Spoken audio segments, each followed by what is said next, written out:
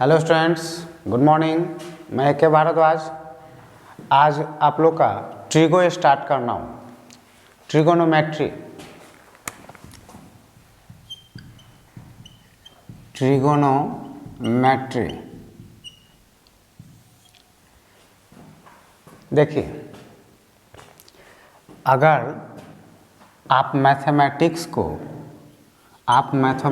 को एक tree late करके चलते हैं तो उसका एक ब्रांच है, ट्रिगो उसका एक ब्रांच है। मैथमेटिक्स का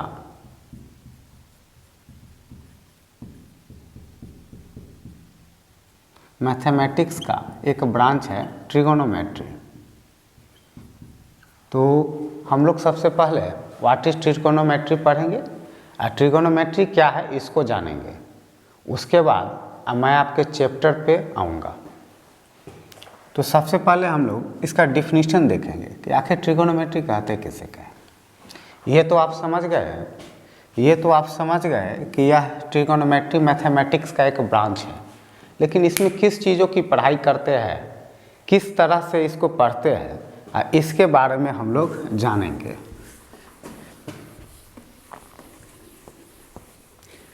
ट्रिगोनोमेट्री मैथमेटिक्स का वैसा ब्रांच है, ट्रिगोनोमेट्री मैथमेटिक्स का वैसा ब्रांच है जिसमें हम लोग पॉलीगन के बारे में स्टडी करते हैं। पॉलीगन में भी ट्रायंगल के बारे में स्टडी करते हैं। ट्रायंगल में भी आप मैक्सिमम टाइप्स राइट ट्रायंगल की बातें करते हैं। लेकिन इसका मीनिंग ये नहीं हुआ कि ओनली राइट ट्रायंगल की बातें करते हैं, ऐसा नहीं है। ट्रिगोनोमेट्री मैथमेटिक्स का एक ऐसा ब्रांच है जिसमें हम लोग पॉलीगन की बात करते हैं। आप पॉलीगन में ट्रायंगल की बात करते हैं। ट्रायंगल में अधिकतर समय राइट ट्रायंगल का यूज आ जाता है। इसके अलावा इसमें हम लोग सर्कल का भी बात करते हैं। वैसे बहुत सारे फिगर का स्टडी इसमें हम लोग करते हैं जिसके थ्रू हम किसी न किसी ट्रायंगल का फॉर्मेशन कर सकते हैं। तो इसको डिफिनीशन के तौर पर लिखेंगे the branch of mathematics, the branch of mathematics, the branch of mathematics in which we study about polygon,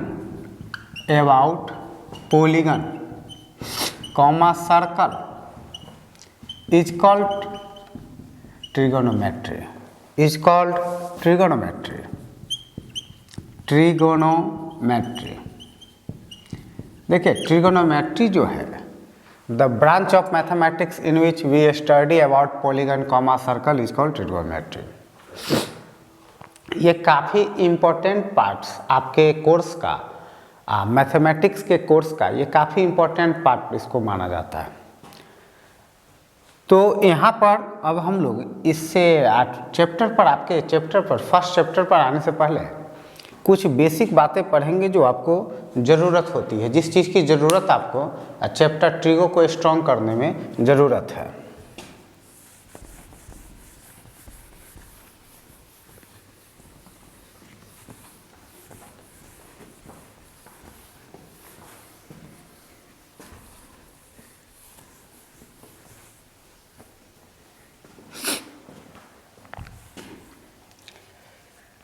सबसे पहले यूज आता है पॉइंट का। पॉइंट के बारे में आप लोग जानते हैं कि it has no definition, it locate something only. ये किसी चीज़ को लोकेट करता है, लोकेट्स समथिंग, ये किसी चीज़ को लोकेट करता है। सेकेंड बातें आ सकते हैं इसमें रे के बारे में। रे का एक एंड खुला रहता है और एक एंड क्लोज रहता है, एक एंड क्लोज रहता है, एक एंड खुला रहता है। मतलब इसका लेंथ जो होता है इंडिफिनिट होता है, इनडिफिनिट है ना, ये है। ठीक है। उसके बाद है लाइन का दोनों तरफ खुला रहता है, दोनों तरफ खुला रहता है। मतलब इसका दोनों एंड्स खुला रहता है, दोनों एंड्स खुला रहता है। तो इस कारण से इसका भी लेंथ इंडिफिनिट होता है। इसका भी लेंथ इंडेफिनिट होता है। अब फिर बातें आती है लाइन सेगमेंट के। लाइन सेगमेंट की बातें आती हैं। लाइन सेगमेंट में दोनों एंड्स क्लोज रहता है, दोनों एंड्स क्लोज रहता है। इस कारण से इसका लेंथ जो होता है, इट्स लेंथ इज डिफिनिट, इसका लेंथ डिफिनिट होता है। उसके बाद बातें होती हैं पैरेलल लाइंस के। पैरेलल लाइंस, देखिए पैरेलल लाइंस इस तरह से इसके पास कोई कॉमन इंटरसेक्शन पॉइंट नहीं होता है। हर पॉइंट पर दो लाइन के बीच के डिस्टेंस सेम होती है। हर पॉइंट पर दो लाइन के बीच के डिस्टेंस सेम होती है। हर पॉइंट पर दो लाइन के बीच के डिस्टेंस सेम होती है। इसके पास कोई कॉमन पॉइंट नहीं होता है। It has no common point, no common point. इसके पास कोई कॉमन पॉइंट नहीं होता है।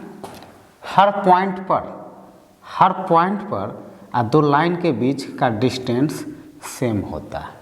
अगर ये L है और यह M है तो L पैरेलल M राइट करते हैं, L पैरेलल M राइट करते हैं।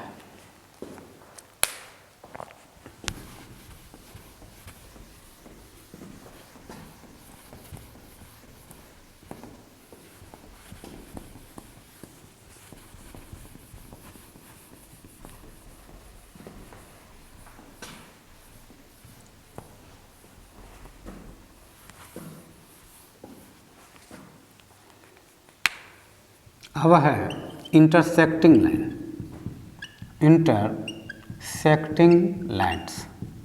इंटरसेक्टिंग लाइन्स में दो लाइन्स की ज़रूरत होती है और दोनों लाइन के बीच एक कॉमन पॉइंट होता है। Two lines have a common point, have a common point. दो लाइन के पास एक कॉमन पॉइंट होता है। इस तरह से इस पॉइंट को पॉइंट ऑफ इंटरसेक्शन कहते हैं, पॉइंट ऑफ इंटरसेक्शन कहते हैं। इस पॉइंट को पॉइंट ऑफ इंटरसेक्शन कहते हैं। Two lines have a common point, इस पॉइंट को पॉइंट ऑफ इंटरसेक्शन कहते हैं। अब है कंकरेंट लाइन।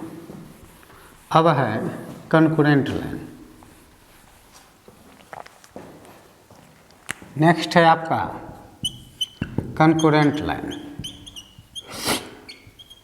इसके लिए थ्री लाइन्स की ज़रूरत होती है।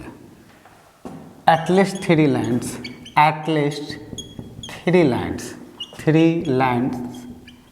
With a single common point, with a single common point, with a single common point, with a single common point. जैसे ये है, ये है, ये है। देखिए ये कंकरेंट लाइन, देखिए ये कंकरेंट लाइन, ये सब कंकरेंट लाइन। इस पॉइंट को पॉइंट ऑफ कंकरेंसी बोलते हैं, पॉइंट ऑफ कंकरेंसी बोलते हैं, पॉइंट ऑफ कंकरेंसी बोलते हैं। क्या बोलते हैं? Point of concurrency. क्या बोलते हैं? Point of concurrency. तो ये कंकरेंट लाइन था।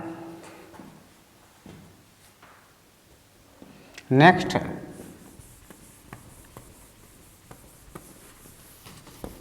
Askew lines. नेक्स्ट है एस्क्यू लाइन्स। नेक्स्ट है एस्क्यू लाइन्स।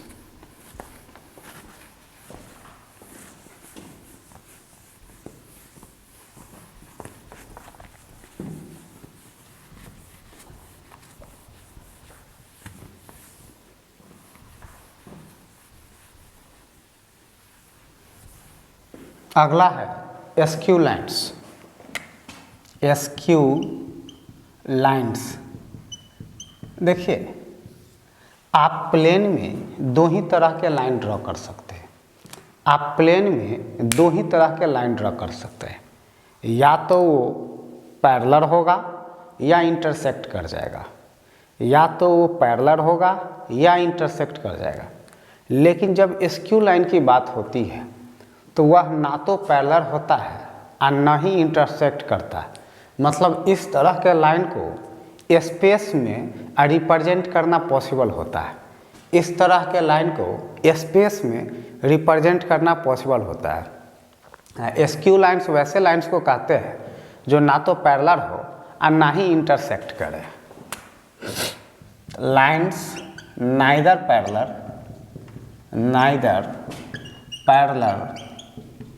nor intersecting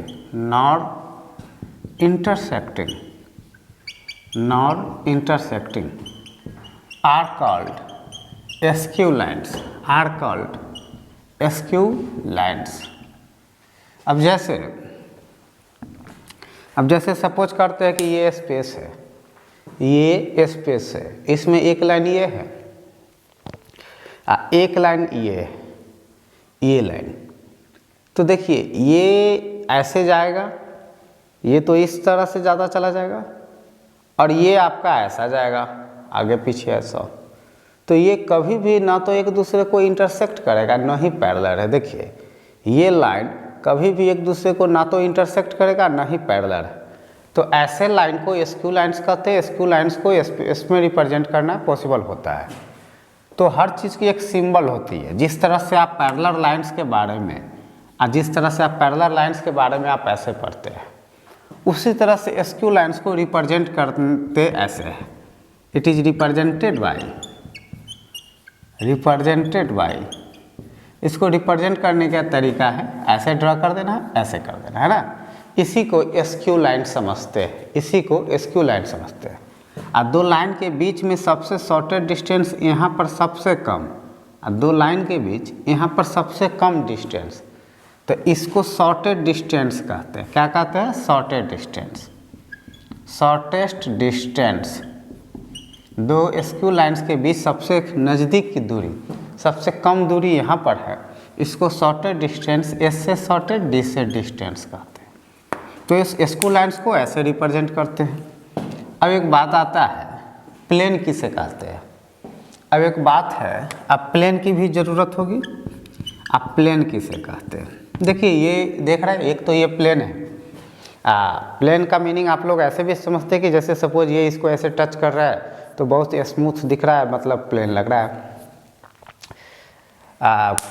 आप देखते होइएगा, बड़ा ही लोग पेन किसी पर इस तरह से लकड़ी को प्लेन करते रहते हैं, ऐसे ऐसे करके प्लेन उसको करते रहते हैं।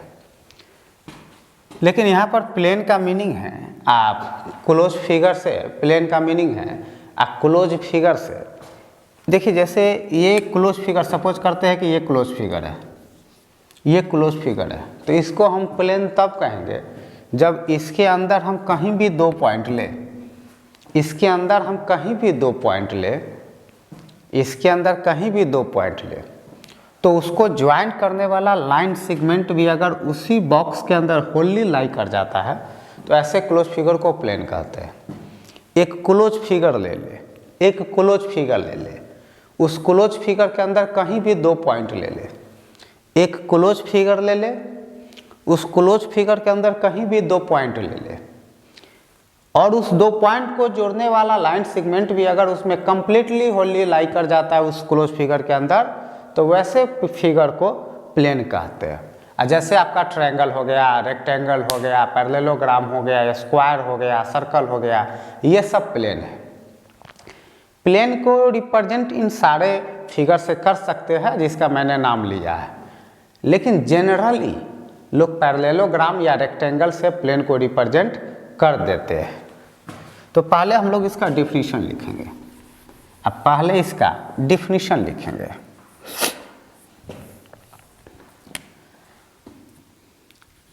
A closed figure is called plane. A closed figure is called plane. If we take any 2 points inside it, then the line segment joining them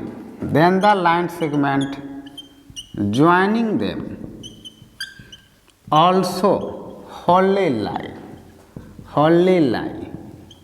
inside it। तो वैसे फिगर को प्लेन फिगर कहते हैं, वैसे फिगर को आप plane figure कहते हैं। क्या कहते हैं? प्लेन फिगर कहते हैं। वैसे फिगर को प्लेन फिगर कहते हैं।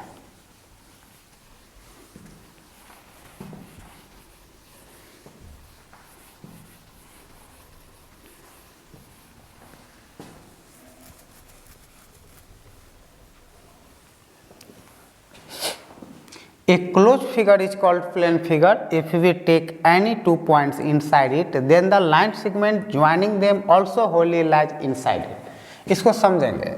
अब जैसे आइए क्लोज फिगर ले लेते हैं, ये इसका एग्जांपल यहाँ पर आप लोग देख रहे हैं। जैसे ये क्लोज फिगर ले लिए, इसके अंदर कहीं भी दो पॉइंट ले लेते हैं, तो दो पॉइंट को जोड़ने वाला लाइन सेगमेंट भी अगर उसी फिगर में रह जाता है तो वैसे फिगर को प्लेन कहते हैं।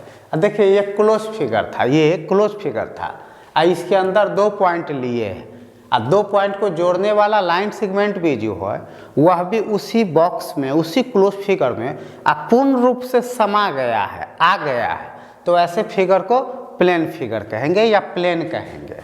प्लेन को आप ऐसे भी रिप्रेजेंट कर सकते हैं। देखिए ट्रायंगल है, ट्रायंगल है, इसके अंदर कहीं भी दो पॉइंट लेते हैं तो उसको जोड़ने वाला लाइन सेगमेंट भी उसी क्लोज फिगर के अंदर रह जाता है, अंदर समा जाता है, आ जाता है, तो ऐसे फिगर को प्लेन फिगर कहते हैं। नेक्स्ट एग्जांपल देख सकते हैं। देखिए ये सर्कल लिए है, सर्कल के अंदर कहीं भी दो पॉइंट लेते हैं तो उसको ज्वाइन करने वाले लाइन सेगमेंट भी है उसी क्लोज फिगर के अंदर रह जाता है, तो इसको भी कहेंगे प्लेन कहेंगे।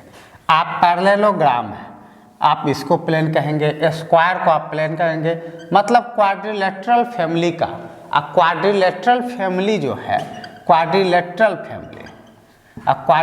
फैमिली हो गया, ट्रायंगल फैमिली हो गया, है ना, सर्कल हो गया, तो ये सब आपका प्लेन फिगर में आ जाएगा, प्लेन फिगर आ जाएगा, जिसको टू डायमेंशनल फिगर भी कहते हैं, है ना।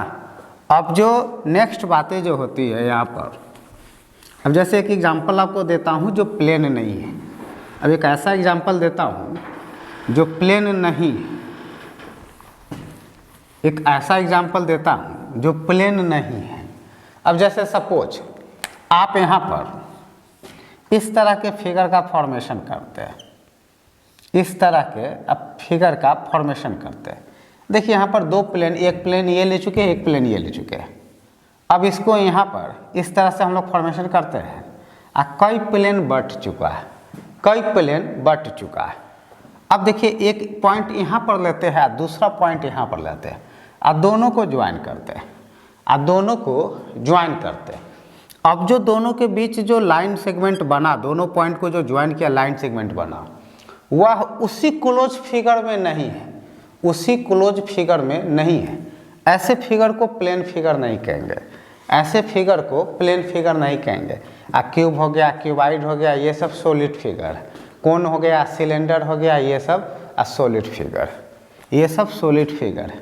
अब देखिए यहाँ पर ये और ये है, तो अब तो इसमें तो लाइन सेगमेंट होली लाई कर गया, तो ये जो पार्टिकुलर जो ये जो बना, पार्टिकुलर ये, इसको आप प्लेन कहेंगे, पार्टिकुलर को। लेकिन इस ओवरऑल को आप प्लेन नहीं कहेंगे, ओवरऑल को आप सॉलिड फिगर कहेंगे, ओवरऑल को आप सॉलिड फिगर कहेंगे, इस ओवरऑल को आप सॉलिड फिगर कहेंगे, ठीक है। लेकिन ये पार्टिकुलर जो आप यहाँ पर और यहाँ पर दो पॉइंट लेते हैं तो उसी बॉक्स में होली लाई कर जाता है, तो ये पार्टिकुलर जो डिजाइन है आप इसको प्लेन कह सकते हैं, लेकिन इस ओवरऑल को आप प्लेन न कह के आप सॉलिड फिगर कहेंगे। तो ये प्लेन का डेफिनेशन था।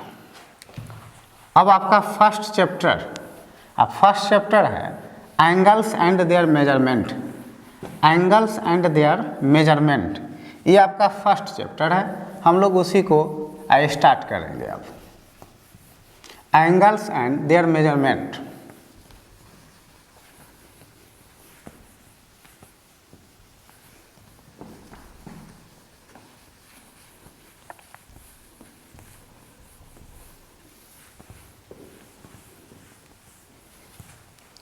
फर्स्ट चैप्टर आपका है angles angle and their measurement, their measurements.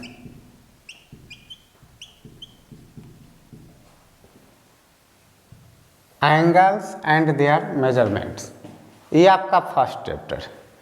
अब इसमें सबसे पहला शुरुआत है, फर्स्ट पॉइंट है एंगल।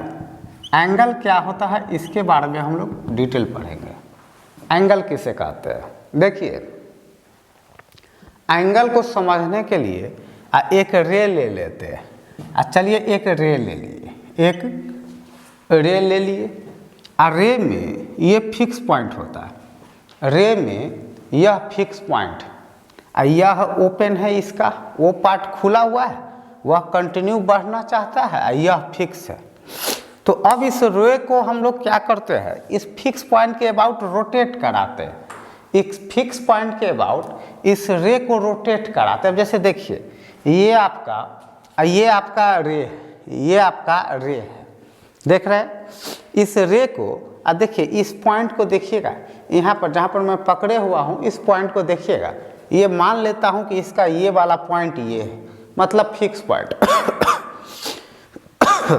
तो ये फिक्स पॉइंट है। अब मैं इसको रोटेट कराता हूँ, तो मैं इस डायरेक्शन में भी रोटेट करा सकता हूँ या मैं इस डायरेक्शन में भी रोटेट करा सकता हूँ। जब बात है रोटेशन की, तो मैं किसी भी डायरेक्शन में रोटेट करा सकता हूँ। चलिए बारी बारी से मैं रोटेट कराता हूँ। पहले मैं इस डायरेक्शन में रोटेट कराया, मतलब ऐसा, इस तरह का डिजाइन बना।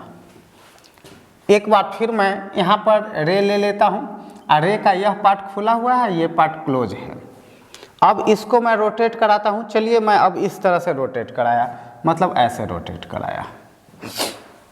तो जो अमाउंट ऑफ रोटेशन हुआ वही मेजर ऑफ एन एंगल हुआ। अमाउंट ऑफ रोटेशन, इस लाइन को जब हम रोटेट कराए, आप इस डायरेक्शन में इसको रोटेट कराए थे और इसको आप इस डायरेक्शन में आप रोटेट कराए थे। तो जो अमाउंट ऑफ रोटेशन होता है उसी को मेजर ऑफ एन एंगल कहते हैं। Amount of rotation, amount of rotation को ही मेजर ऑफ एन एंगल कहते हैं। Amount of rotation, amount of rotation को ही मेजर ऑफ एन एंगल कहते हैं। अब इसका डिफिनीशन हम लोग राइट करेंगे, लेकिन उससे पहले कुछ बातों पर ध्यान देंगे। एंगल जब बनाते हैं तो उसमें 3 पार्ट्स निकलते हैं। सबसे पहले आप इस लाइन को, इस रे को आप रिप्रेजेंट किए थे, इस रे को ड्रॉ किए थे, तो ऐसे आपको इनिशियल रे या इनिशियल साइड बोलते हैं।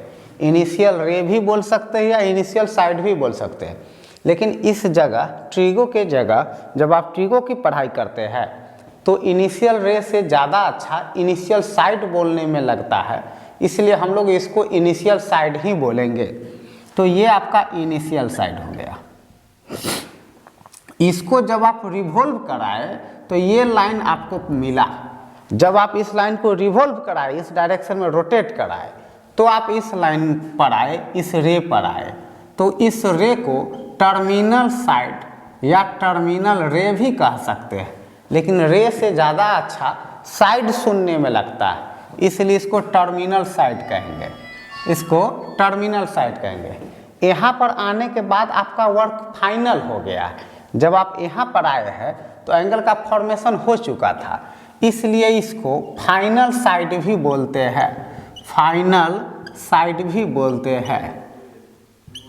ये रिवॉल्व कराने के बाद मिला है ये साइड, इसलिए इसको रिवॉल्विंग साइड भी बोलते हैं, रिवॉल्विंग साइड भी बोलते हैं इसको।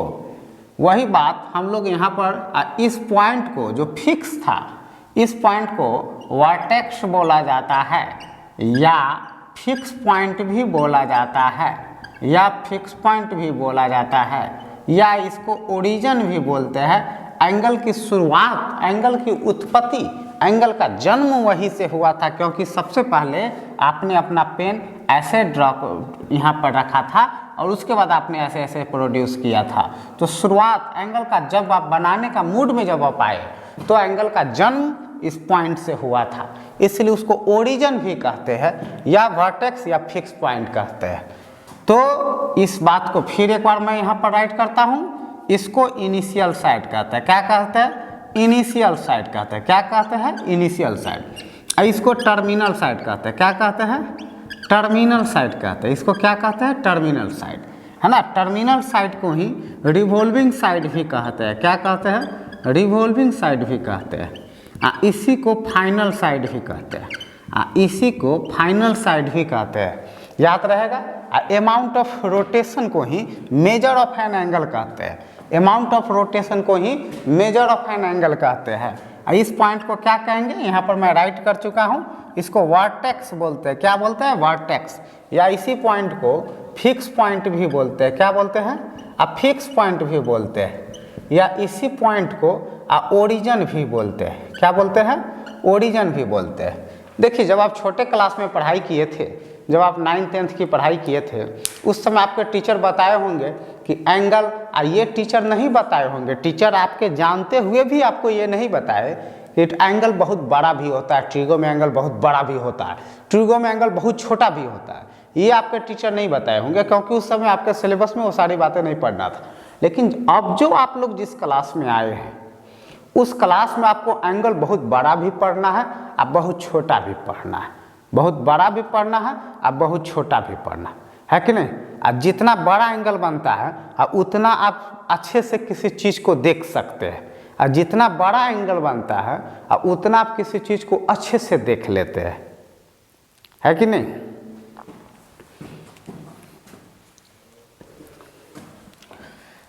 तो हम लोग इसका डिफिनीशन राइट करेंगे, एंगल का डिफिनीशन राइट करेंगे। एंगल का हम लोग यहाँ पर डिफिनीशन राइट करेंगे।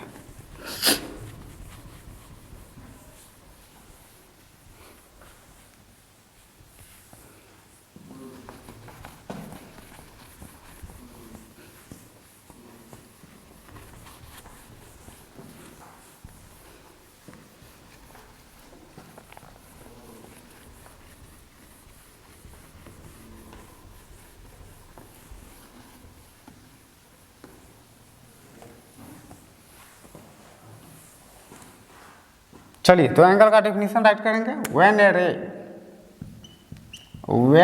ए ray is rotated about its fix point, then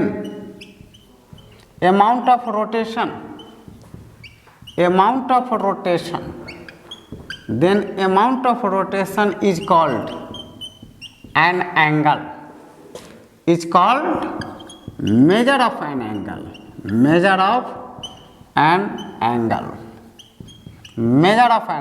when a ray is rotated about its fixed point, then amount of rotation is called measure of an angle.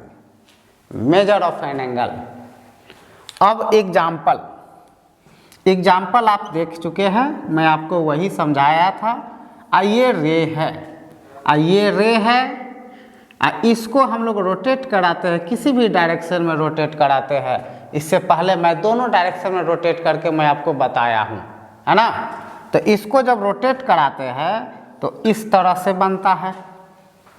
तो इस तरह से जब बना ये, तो इस पॉइंट को वर्टेक्स बोलते हैं, या फिक्स पॉइंट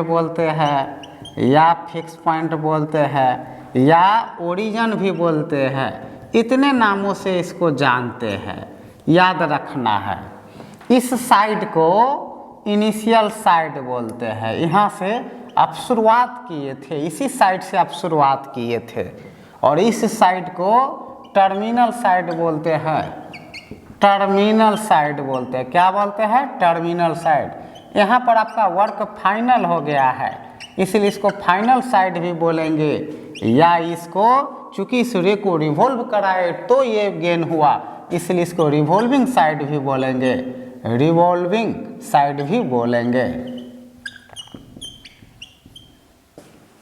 है ना। इसको रिवॉल्विंग साइड भी बोलेंगे, ठीक है। हाँ, तो स्टूडेंट्स, एंगल के बारे में एंगल का डिफिनीशन आपने लर्न कर चुका है।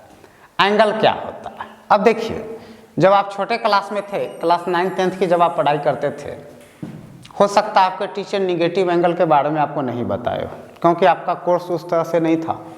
लेकिन जब आप जिस क्लास में इन किए हैं, क्लास फाउंडेशन बैच, तो उसमें आप एंगल पॉजिटिव भी पढ़ना पड़ता है, बहुत बड़ा भी हो सकता है और बहुत छोटा भी हो सकता है, बहुत छोटा भी हो सकता है। मेरा कहने का मीनिंग है कि एंगल पॉजिटिव भी हो सकता है, एंगल निगेटिव भी हो सकता है, जीरो भी हो सकता है। तो ये हम लोग कैसे आइडेंटिफाई करेंगे? एक बड़ी बात, सबसे पहले पॉइंट ये इस पर आता है कि हम लोग उसको आइडेंटिफाई कैसे करेंगे, उस चीज़ को हम लोग कैसे आइडेंटिफाई करेंगे, ये सबसे प्लस पॉइंट। अब यहाँ पर देखिए एंगल के बारे में जैसे आइडेंटिफाई करने के लिए हम लोग क्या करते हैं कि एक क्लॉक का फॉर्मेशन कर लेते हैं। यहाँ पर रहता है 12 रहता है, यहाँ पर रहता है 6 रहता है, यहाँ पर 3 रहता है, यहाँ पर 9 रहता है, 10 रहता है, 11 रहता है, 1 रहता है, 2 रहता है, 4 रहता है, 5 रहता है, 7 रहता है, 8 रहता है। अब 2 तरह के हैंड लेते हो गया। अब देखिए घड़ी की सुई की दिशा, घड़ी की सुई की दिशा और एक होती है विपरीत दिशा। ये घड़ी की विपरीत दिशा है, घड़ी की सुई की विपरीत दिशा में आप चल रहे हैं, ऐसे एंटी क्लॉकवाइज कहते हैं। क्या कहते हैं? Anti clockwise direction, anti clockwise direction. इस डायरेक्शन को क्या कहेंगे? Anti clockwise direction.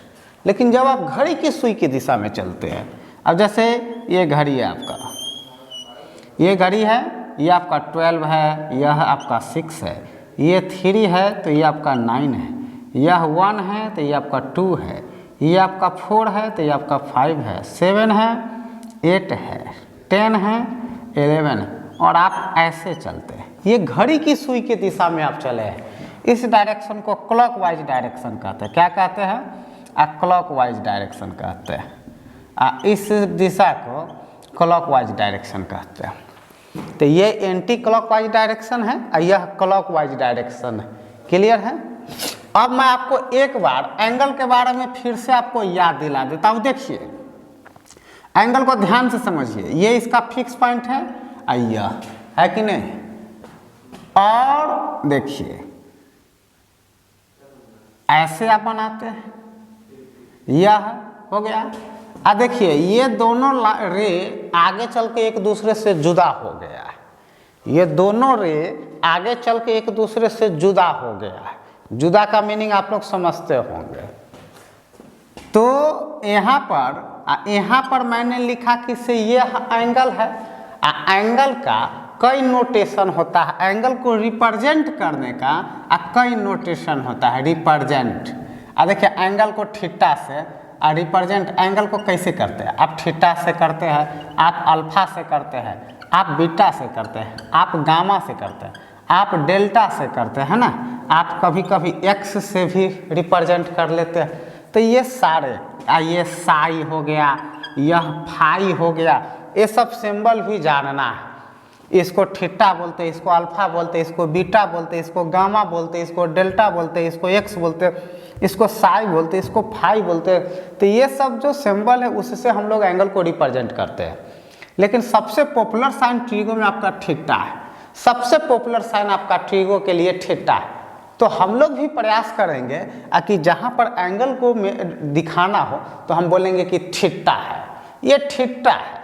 तो इसका मीनिंग कि एंगल की बात कर रहे हैं। तो मान लेते हैं कि यह एंगल है, जिसको आप लोग पढ़े amount of rotation, amount of rotation अभी पढ़े, कुछ आपको पढ़ाया अभी, amount of rotation, amount of rotation of a ray, of a रे, है ना, ऑफ ए रे। और डिटेल बोलना चाहते हैं तो फ्रॉम इनिशियल टुवार्ड्स टर्मिनल भी बोल सकते हैं। From initial, from initial, from initial side towards, towards, towards a terminal side, terminal side, है ना, is called measure of an angle, measure of an angle, measure of an angle। एक तो तरीका यह हुआ डिफिनीशन राइट करने का, amount of rotation of a रे from initial side towards terminal side is called measure of an angle. एक तरीका यह हुआ। दूसरा तरीका, अब मैं आपको सेकंड मेथड आपको बताया, when a ray is rotated about its fixed point,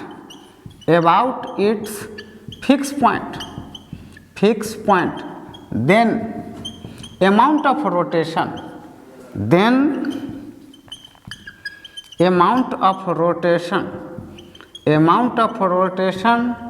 is called measure of angle, an angle.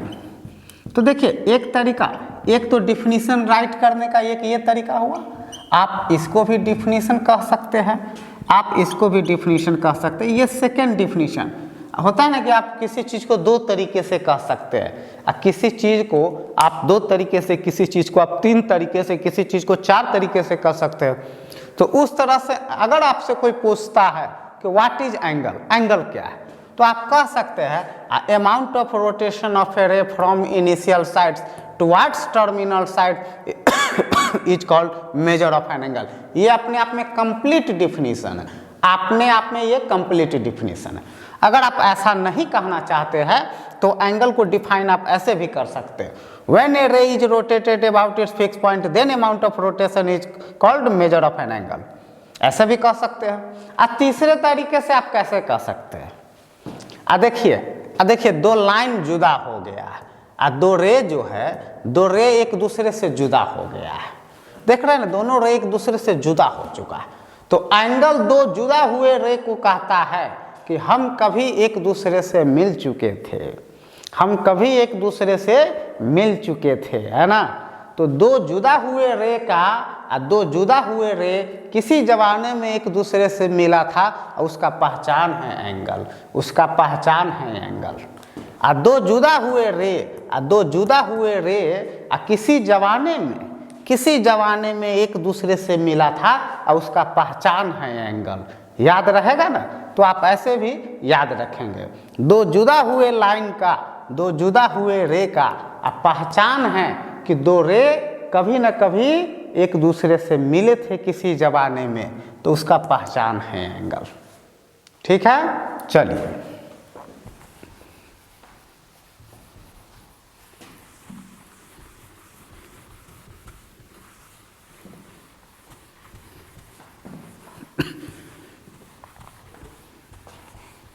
अब हम लोग यहाँ पर पढ़ेंगे एंगल को पॉजिटिव, निगेटिव, और एंगल तो पॉजिटिव भी हो सकता है, निगेटिव भी हो सकता है और जीरो भी हो सकता है।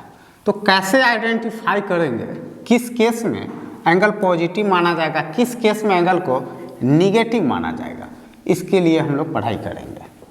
यहाँ पर एंटी क्लॉकवाइज डायरेक्शन और क्लॉकवाइज डायरेक्शन बताया हूँ, और जब घड़ी के सुई के विपरीत दिशा में जब वर्क हो तो एंटी क्लॉकवाइज डायरेक्शन, और घड़ी के सुई के दिशा में जब वर्क हो इसे क्लॉकवाइज डायरेक्शन कहते हैं।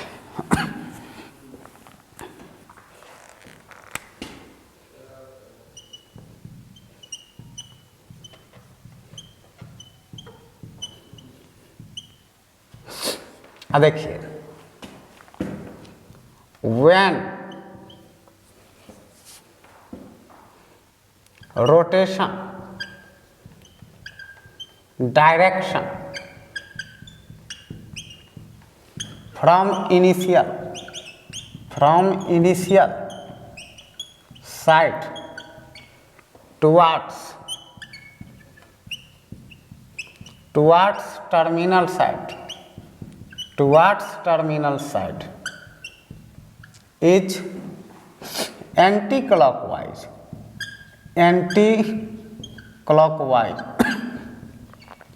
then angle is taken positive, but if rotation direction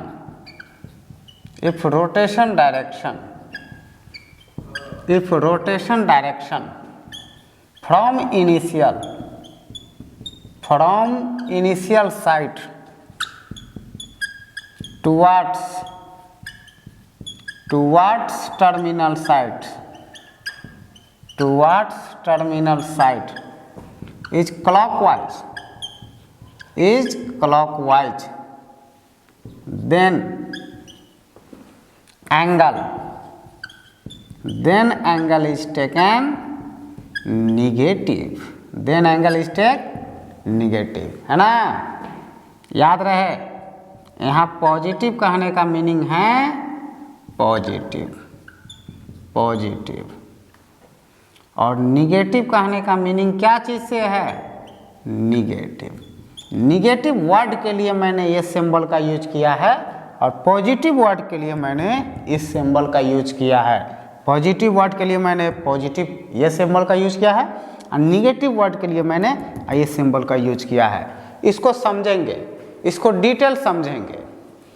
When rotation direction from initial side towards terminal side is anti-clockwise, then angle is taken positive. But if direction from initial side towards terminal side is clockwise, then angle is taken negative. मतलब कहता है कि जब आपका direction clockwise की दिशा में हो तो एंगल निगेटिव लेंगे, लेकिन जब डायरेक्शन एंटी क्लॉकवाइज में हो तो एंगल पॉजिटिव लेंगे। इसको हम लोग समझेंगे, ऐसे समझेंगे। अब जैसे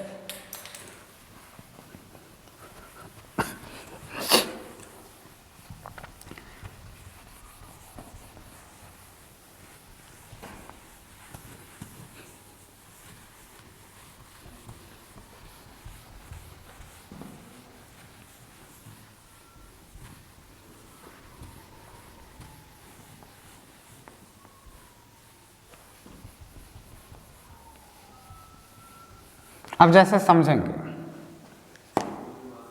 जैसे देखिए ये आपका इनिशियल साइड है, ये आपका इनिशियल साइड हो चुका है, ये आपका इनिशियल साइड है। क्लियर है।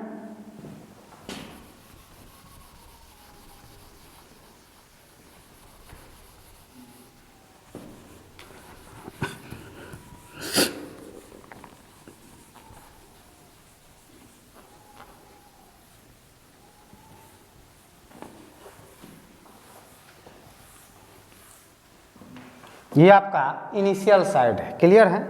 अब आप क्या करते हैं कि आपको टर्मिनल साइड की तरफ जाना है। इनिशियल साइड से आपको टर्मिनल साइड की तरफ जाना, आपके पास दो रास्ते हैं। इनिशियल साइड से टर्मिनल साइड की तरफ जाना है, आपके पास दो रास्ते हैं।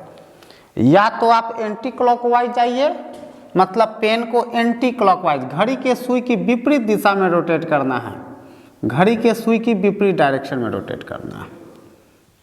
ये तरीका हुआ, ठीक है। एक तरीका यह है कि यह इनिशियल साइड है, ये आपका इनिशियल साइड है, और आप घड़ी की सुई के डायरेक्शन में रोटेट करेंगे पेन को। घड़ी के सुई के डायरेक्शन में, घड़ी जिस तरफ से चलती है उस तरफ आप रोटेट करेंगे ऐसे। तो ऐसे एंगल को निगेटिव मेजर करते हैं और ऐसे एंगल को पॉजिटिव मेजर करते हैं। ऐसे एंगल को निगेटिव मेजर करते हैं, ऐसे एंगल को पॉजिटिव मेजर करते हैं। आप इनिशियल साइड से, ये टर्मिनल साइड है, टर्मिनल साइड, आप इनिशियल साइड से टर्मिनल साइड जाने के लिए एंटी क्लॉकवाइज गए हैं, घड़ी के सुई की विपरीत दिशा में गए हैं, तो एंगल पॉजिटिव माना जाएगा, एंगल पॉजिटिव माना जाएगा। आप इनिशियल साइड से टर्मिनल साइड, आप इनिशियल साइड से टर्मिनल साइड आने के लिए घड़ी की सुई की दिशा में चले हैं, इसलिए एंगल को निगेटिव माना जाएगा। एक बार फिर, आप इनिशियल साइड से टर्मिनल साइड घड़ी के सुई की विपरीत दिशा में गए हैं, एंगल पॉजिटिव माना जाएगा। आप इनिशियल साइड से टर्मिनल साइड घड़ी की सुई की दिशा में गए हैं, एंगल निगेटिव माना जाएगा। क्लियर है। चलिए next topic.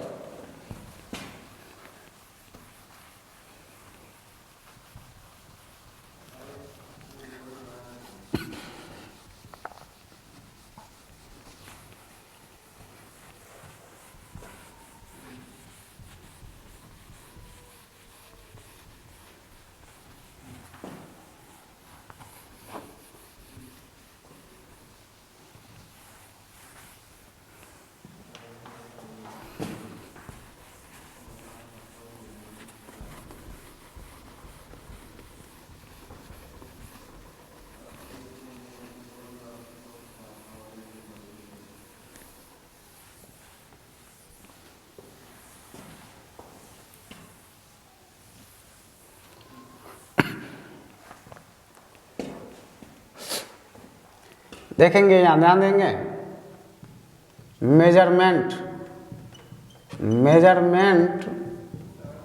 Of an angle, measurement of an angle. Angle को मेजर कैसे कैसे करते हैं, एंगल को कैसे कैसे मेजर करते हैं। जैसे सपोज आप चीनी खरीद के लाते हैं, आप मार्केट गए और आप चीनी खरीद के लाते हैं, तो क्या कभी आप ऐसे बोलते हैं कि 2 मीटर चीनी खरीद के लाया हूँ, 2 सेंटीमीटर चीनी खरीद के लाया हूँ, ऐसा कभी आप बोलते हैं क्या? नहीं बोलते। ऐसा तो आप नहीं कभी बोलते हैं। आप कभी जाते हैं कपड़ा खरीदने जाते हैं, कपड़ा खरीदने जाते हैं तो आप कुछ मीटर में कपड़ा खरीदते हैं, कुछ सेंटीमीटर में कपड़ा खरीदते हैं, मीटर सेंटीमीटर में आप कपड़ा खरीदते हैं। क्या कभी आप ऐसा यूज करते हैं कि आज आप 5 किलो कपड़ा खरीद के लाए हो, ऐसा कभी यूज आप करते हैं क्या? नहीं ना करते हैं। तो उस तरह से हर चीज़ को मेजर करने की एक अपना अपना टेक्निक है, एक सिस्टम, एक सिस्टम से ही किसी चीज़ को हम मेजर करते हैं। तो उस तरह से एंगल को मेजर करने के 3 तरीके हैं। एंगल को मेजर करने के 3 तरीके हैं। सिस्टम,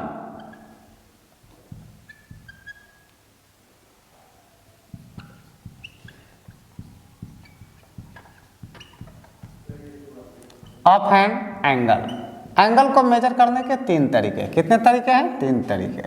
कौन कौन है? ध्यान देंगे। कौन कौन है? ध्यान देना है। फर्स्ट है डिग्री सिस्टम, फर्स्ट है degree system, degree system. Second है ग्रेड सिस्टम, ग्रेड सिस्टम। और थर्ड है रेडियन सिस्टम, रेडियन सिस्टम, या इसको सर्कुलर सिस्टम भी कहते हैं, सर्कुलर सिस्टम भी इसको कहते हैं। रेडियन सिस्टम या इसको सर्कुलर सिस्टम भी कहते हैं। ठीक है। तो एंगल को मेजर करने के 3 तरीके हैं। एंगल को मेजर, जैसे आप कभी चीनी खरीदते हैं तो आप कभी ग्राम में खरीदते हैं, कभी केजी में खरीदते हैं, कभी क्विंटल में खरीदते हैं, कभी टन में खरीदते हैं। मतलब जिस तरह से आपकी आवश्यकता होती है उस तरह से आप उसको उस यूनिट में आप उसको लेते हैं। तो उसी तरह से एंगल को हम लोग 3 तरीकों से मेजर कर सकते हैं। कितने तरीकों से मेजर करेंगे? 3 तरीकों से। कौन कौन? एक है आपका डिग्री सिस्टम, एक है आपका डिग्री सिस्टम, दूसरा है ग्रेड सिस्टम, और थर्ड है रेडियन सिस्टम।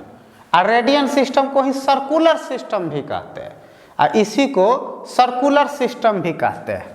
तो सबसे पहले हम लोग डिग्री सिस्टम के बारे में पढ़ेंगे, और सबसे पहले हम लोग डिग्री सिस्टम के बारे में पढ़ेंगे। चलिए। हाँ तो बच्चों, एंगल को किस तरह से आप मेजर करते हैं उसके बारे में अभी आपको जानकारी दी जा गई थी। हाँ, एंगल को मेजर करने के 3 तरीके हैं। Degree system, second grade system, और थर्ड रेडियन सिस्टम, जिसको आप सर्कुलर सिस्टम भी कहते हैं। तो हम लोग बारी बारी से उस चीज़ को पढ़ेंगे। और डिग्री सिस्टम में किसी एंगल को हम लोग कैसे मेजर करते हैं उसके लिए पढ़ाई करेंगे।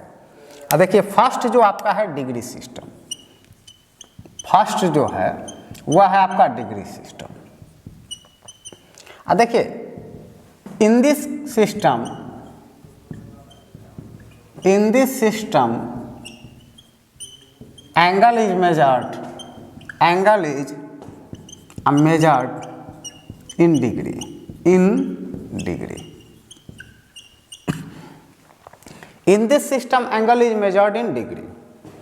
इस सिस्टम में एंगल को डिग्री में मेजर करते हैं। उसको समझना है, पहले ध्यान से समझना है। आप एक सर्कल का फॉर्मेशन करते हैं, बहुत छोटे क्लास से आप पढ़ते आ रहे हैं, बच्चे लोग क्लास 2, 3 से ही ये सब चीज़ पढ़ते हैं। आप इस बात को अच्छी तरह से जानते हैं कि ये 360 डिग्री बनाता है। मैं आपको डिग्री सिस्टम अभी पढ़ाने जा रहा हूँ, लेकिन ये चीज़ आप क्लास 9, 10th में छोटे क्लास में भी पढ़ना है। बच्चे क्लास 4, 5 में भी डिग्री सिस्टम के बारे में पढ़ते हैं। तो ये 360, इसका मेजर होता है 360 डिग्री। 360 डिग्री मेजर होता है, कंप्लीट रिवॉल्व हुआ है, सर्कल का फॉर्मेशन किया है। इसके बाउंड्री का कुछ ना कुछ लेंथ होगा, इसके बाउंड्री का कुछ ना कुछ लेंथ तो होगा। इसको क्या करते हैं हम लोग, 360 इक्वल पार्ट में डिवाइड कर लेते हैं। इस बाउंड्री को 360 इक्वल पार्ट में डिवाइड कर देते हैं। कितने इक्वल पार्ट बोले हैं, 360। कितने इक्वल पार्ट बोल रहा है, 360 इक्वल पार्ट्स में बोल रहे हैं, याद रहे 360 इक्वल पार्ट्स, 360 इक्वल पार्ट्स याद रहे। तो 360 इक्वल पार्ट्स में डिवाइड किए हैं, तो यहाँ पर स्वाभाविक है कि 4 राइट एंगल्स बन जाएंगे, क्योंकि आप 360 इक्वल पार्ट में डिवाइड कर रहे हैं तो 4 से डिवाइड करेंगे तो 90, यानी हर पार्ट का मेजर 90 होगा, हर पार्ट का मेजर 90 होगा। वह वन राइट एंगल इक्वल होता है 90 डिग्री, इक्वल होता है 90 डिग्री। क्लियर है, वन राइट एंगल इक्वल कितना होता है, 90 डिग्री। इसको 90 डिग्री भी बोलेंगे, 90 लिख के आप डिग्री बोल सकते हैं। इसको राइट ऐसे करते हैं 90 और ऊपर में ऐसे कर देना है। देखिए यहाँ ध्यान देना, ऐसे छोटा सा हल्का छोटा सा लगा देना है, छोटा सा, उसी को डिग्री बोलते हैं। अब आप इस सर्कल को आप 360 इक्वल पार्ट में डिवाइड किए, तो प्रत्येक पार्ट को 1 डिग्री बोलेंगे, प्रत्येक पार्ट को 1 डिग्री बोलेंगे। इस सर्कल को आप 360 इक्वल पार्ट में डिवाइड किए, प्रत्येक पार्ट को 1 डिग्री बोलेंगे, प्रत्येक पार्ट को क्या बोलेंगे, 1 डिग्री। अब सपोज करता हूं कि ये पार्ट, प्रत्येक पार्ट में से कोई एक पार्ट मैं ले लिया, चलिए एक पार्ट मैं ले लिया। अब मैं इसको 60 इक्वल पार्ट में डिवाइड करूंगा। कितना इक्वल पार्ट में, 60 इक्वल पार्ट्स में, 60 इक्वल पार्ट्स में। प्रत्येक पार्ट को 1 मिनट कहेंगे, प्रत्येक पार्ट को 1 मिनट कहेंगे, प्रत्येक पार्ट को क्या कहेंगे, 1 मिनट। फिर से समझना है, सपोज करता हूं ये 1 डिग्री है। जब सर्कल को 360 इक्वल पार्ट में डिवाइड किए, इस सर्कल को जब 360 इक्वल पार्ट में डिवाइड किए, तो हर पार्ट को 1 डिग्री कहेंगे, हर पार्ट को 1 डिग्री कहेंगे। क्लियर है, हर पार्ट को 1 डिग्री कहेंगे। चलिए इसमें से कोई एक पार्ट मान लेता हूं कि मैं ये पार्ट यहाँ ले लिया, उसी पार्ट को मैं यहाँ रिप्रेजेंट कर दिया। अब मैं इसको 60 इक्वल पार्ट में डिवाइड करूंगा। कितने इक्वल पार्ट में, 60 इक्वल पार्ट में। हर पार्ट को 1 मिनट कहेंगे, हर पार्ट को 1 मिनट कहेंगे। इसका मीनिंग है कि 1 डिग्री में 60 मिनट्स होते हैं, 60 मिनट्स। 60 लिख के ऐसे सिंगल डैश दे देना है, उसी को मिनट बोलेंगे। ठीक है, अब हर पार्ट को 1 मिनट जो बोल दिए, तो मान लेते हैं ये आपका 1 मिनट है, उसको फिर 60 इक्वल पार्ट में डिवाइड करेंगे, फिर 60 इक्वल पार्ट में डिवाइड करेंगे, फिर 60 इक्वल पार्ट में डिवाइड करेंगे। तो पर पार्ट को, हर पार्ट को 1 सेकेंड्स कहेंगे, यानी 1 मिनट में 60 सेकेंड्स होते हैं, 60 सेकेंड्स। 60 लिख के ऐसे डबल डैश दे देना है, इसी को सेकेंड्स बोलते हैं। डबल डैश दे देते हैं तो सेकेंड बोलेंगे, और सिंगल डैश देते हैं ऊपर में तो मिनट बोलेंगे। इसको 60 मिनट रीड करेंगे, इसको 60 सेकेंड्स। एक बार फिर, degree system, in this system angle is measured in degree. Degree system में एंगल को डिग्री में मेजर किया जाता है, जहां पर 1 राइट एंगल का मीनिंग 90 डिग्री होता है, 1 डिग्री का मीनिंग 60 मिनट्स होता है, और 1 मिनट का मीनिंग 60 सेकेंड्स होता है। 1 मिनट का मीनिंग 60 सेकेंड्स होता है, याद रहे। इस सर्कल को 360 इक्वल पार्ट में डिवाइड किए हैं, तो हर पार्ट को 1 डिग्री कहेंगे। अब उस 1 डिग्री को 60 इक्वल पार्ट में डिवाइड करेंगे, तो हर पार्ट को 1 मिनट कहेंगे। उस 1 मिनट को अब 60 इक्वल पार्ट्स में डिवाइड करेंगे, तो हर पार्ट को 1 सेकेंड कहेंगे। अब हम लोग नेक्स्ट लेक्चर में मिलते हैं, इसके number 2 grade system, radian system, फिर उससे आगे नेक्स्ट लेक्चर में मिलते हैं। अब मन लगा के पढ़ना है। यहाँ से ट्रिगो आपका स्टार्ट हुआ है, अब ट्रिगो स्टार्ट हुआ, अब मैं आपको आप बहुत ही हाई लेवल में जीरो से, जहाँ से आपकी शुरुआत होनी चाहिए, और वहाँ से एक सिस्टमेटिक ढंग में बहुत हाई लेवल में मैं आपको लेके जाऊँगा। कंटिन्यू वीडियो को वॉच करना है, मन से पढ़ना है। Thank you.